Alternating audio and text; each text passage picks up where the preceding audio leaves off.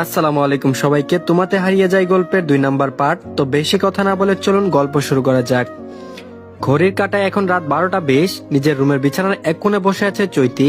হৃদয় জুড়ে বয়ে যাচ্ছে এক নীরবতার ঝড়। অচেনা এক অনুভূতিতে বারবার কেঁপে উঠছে ছোট্ট হৃদয়টা। পিনপতন নীরবতা বিরাজ করছে চৈতির রুম জুড়ে। রুমের মাঝে চৈতি ছাড়া আর কোনো মানুষ নেই। সবাই ব্যস্ত হয়ে পড়েছে রেদওয়ান চৌধুরীদের খাবার পরিবেশনের জন্য। সর্দার সাহেব অনেক বলার পর আজ রাতটা চৈতিদের বাড়িতেই থাকার সিদ্ধান্ত নেন রেদওয়ান চৌধুরী। এক রাতে নতুন বউ নিয়ে বাড়ি ফিরে যাওয়াটা শুভ মনে করলেন না চৈতির পরিবারের সদস্যরা।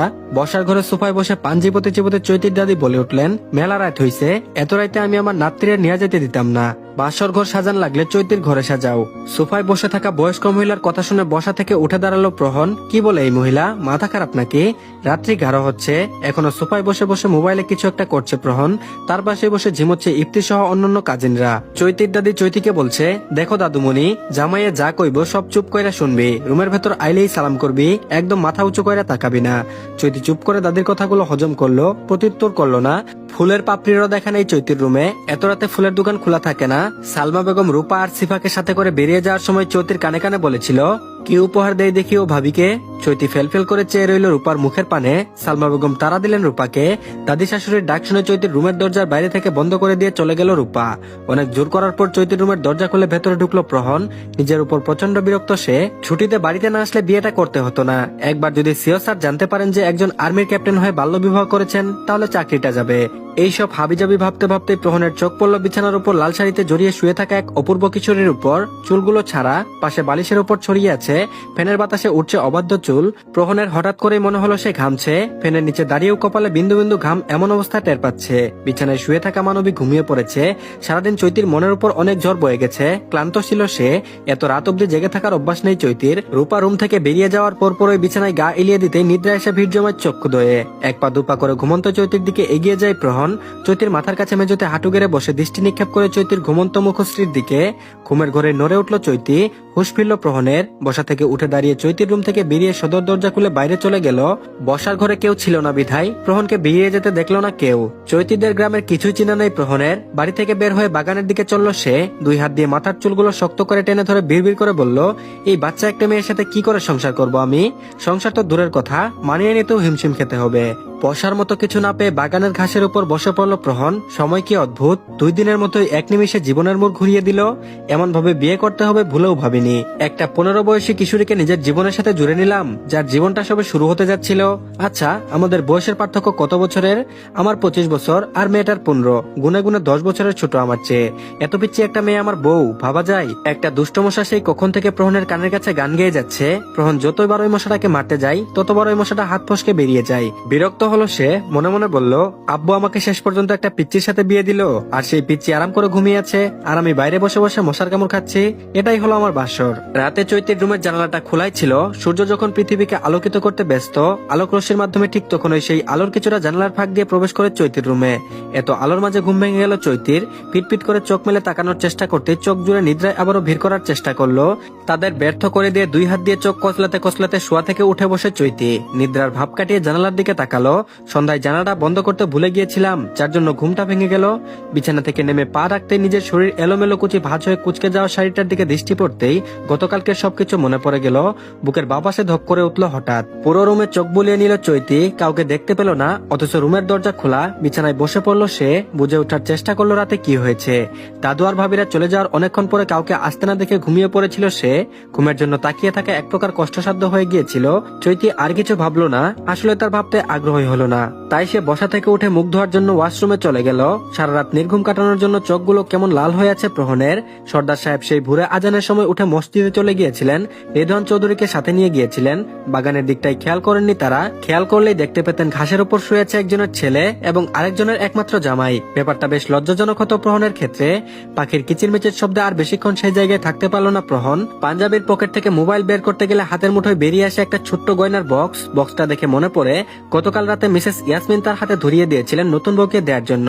বক্সটা খুলে তার ভেতরে একটা সুন্দর ডিজাইনের আংটি দেখতে পেল প্রহন। মোবাইল খুঁজেও পেল না, রাতে পিচ্চির বিছানার উপরে রেখে এসেছিল মনে হয়। উঠে দাঁড়িয়ে হাঁটা শুরু করলো। উদ্দেশ্য সর্দার সাহেবের বসার ঘরের সোফা, সেখানে বসে মুখে গ্লু লাগাবেন, কারো কোনো প্রশ্নের উত্তর দিবে না, কিন্তু তার আগেই মোবাইলটা নিতে হবে। আর এদিকে মুখ ধুয়ে বের হতে বিছানার উপর সিফাকে বসে থাকতে দেখে এগিয়ে গেল চৈতি। সিফা চৈতির হাতে একটা জামদানি কালো রঙের শাড়ি ধরিয়ে দিয়ে বলল, চৈতি তৈরি হয়ে নিচে আসো, নাস্তা করতে হবে। এমন সময় রুমে অন্য কারো প্রবেশ ঘটলো। রূপা এসেছে। দরজা বন্ধ করতে করতে সিফার দিকে প্রশ্ন ছুড়ল, মেজো চৈতিকে কি কখনো নিচ থেকে শাড়ি পরতে দেখেছিস? ও কি ঠিক মতো শাড়ি পরতে পারে না সামলাতে পারে বলতো? রূপার কথার উত্তর দিল না সিফা। শাড়ির ভাঁজ খুলতে খুলতে চৈতির উদ্দেশ্যে বলল, বাকি জিনিসগুলো পরে আসো, আমি সুন্দর করে শাড়ি পরা শিখিয়ে দিব। ব্লাউজ আর পেটিকুট হাতে নিয়ে ওয়াশরুমের দিকে যাওয়ার সময় রূপা চৈতির হাত ধরে দাঁড় করিয়ে দেয়। তারপর জিজ্ঞেস করে, আমাদের ননদাই রাতে কি উপহার দিয়েছে বললে না তো ননদিনী? চৈতি বলল, কই কেউ কিছু দেয়নি তো। সিফা বলল, দেয়নি মানে? প্রহন রাতে তোমার রুমে আসেনি? চৈতি বলল, আমি ঘুমিয়ে পড়েছিলাম, কাউকে দেখিনি। চৈতির কথা শুনে সিফা আর রূপা একজন আরেকজনের মুখে চাওয়াচাওয়ি করতে লাগলো। রূপা চৈতির মুখের দিকে তাকিয়ে মুচকি হেসে বলল, তুমি আসলে অনেক ছোট। এমন সময় দরজায় টোকা পড়ে। রূপা গিয়ে দরজা খুলে প্রহনকে দাঁড়িয়ে থাকতে দেখে চৈতির দিকে তাকিয়ে মুচকি হাসলো রূপা। প্রহনকে ভেতরে আসতে বলে সিফাকে হাতের ইশারায় সরে যেতে বলে নিজেও রুম থেকে বের হয়ে যায় রূপা। রূপার ইশারা বুঝতে পেরে সিফা ও শাড়িটা বিছানার উপর রেখে প্রহনকে পাশ কাটিয়ে চলে গেল। বিয়ের পর এই প্রথম প্রহনকে দেখলো চৈতি। শুভ্র রঙের পাঞ্জাবি পরা বিশাল দেহের পুরুষ মানুষটিকে দেখে ঘাবড়ে গেল সে। এই প্রথম বাবা আর ভাইয়েরা ছাড়া অন্য কোনো পুরুষ তার রুমে বিনা অনুমতিতে প্রবেশ করার সাহস পেল। প্রহন এক পলক চৈতির চুপসে যাওয়া মুখের দিকে তাকিয়ে বিছানার উপর থেকে মোবাইলটা হাতে নিয়ে চলে গেল।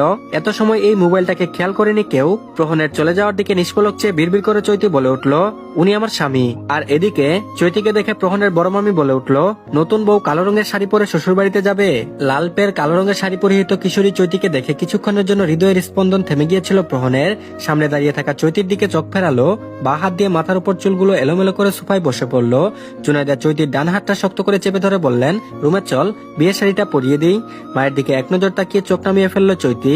জুনাইদা চৈতির হাত ধরে টেনে রুমে নিয়ে চলে গেলেন। রূপা সাথে যেতে চাইলে বারণ করে দেন তিনি। মেয়ের সাথে একান্ত ব্যক্তিগত কিছু কথা আছে যা সবার সামনে বলা যাবে না। আসলে মা মেয়ে অনেক কথাই সকলের সামনে বলা যায় না। থাক না, মা মেয়ের মাঝে কিছু ব্যক্তিগত কথাবার্তা, সবার সবকিছু জানতে হবে কেন? চৈতির রুমে এসে দরজা বন্ধ করে দিয়ে বিয়ের শাড়িটা খুঁজতে শুরু করলেন জুনাইদা। আলমারি খুলতে পেয়ে গেলেন শাড়িটা। রূপা খুব সুন্দর করে গুছিয়ে রেখেছে। শাড়িটা নিয়ে এসে বিছানার উপর রাখলেন জুনাইদা। চৈতি বিছানার এক কোণে মন খারাপ করে বসে আছে। মা কিছু বলার আগে চৈতি মায়ের উদ্দেশ্যে বলে উঠল, বিয়ের পর শ্বশুর বাড়িতে যেতেই কি হবে আম্মু? জুনাইদা মেয়ের পাশে এসে বসলেন। মেয়ের মাথায় হাত বুলিয়ে দিতে দিতে বললেন, এটা তো নিয়ম মা, বিয়ের পর মেয়েদের বাবার বাড়ি ছেড়ে স্বামীর বাড়িতে চলে যেতে হয়। চৈতি বলল, এমন নিয়ম শুধু মেয়েদের ক্ষেত্রেই কেন? জুনাইদা বেগম বলল, তোকে আমি কি করে এসব বুঝাই বলতো?